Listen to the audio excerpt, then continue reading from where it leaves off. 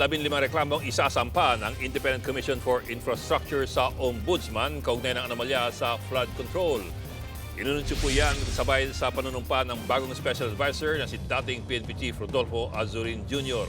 Ayon sa ICI, aabutin hanggang isang buwan bago sila muling makapagsumite ng rekomendasyon sa Ombudsman. Sa ngayon, mahigit 4 na ng ghost flood control projects na ang sinumite ng DPWH ang iniimbestigahan ng Independent Commission. We have to prioritize, ano. So as of now, we are focusing dun sa yung flood control, ano. But any report naman that will be coming, whether it's farm to market, convergence, i-compile namin yan so that once na naayos na yung yung processing ng yung flood control projects, then we will look into the other kasi all infra naman yung yung mandate ng ICI. Mga kapatid, Mean Los Baños po, huwag magpahuli sa mga balita at impormasyong dapat ninyong malaman.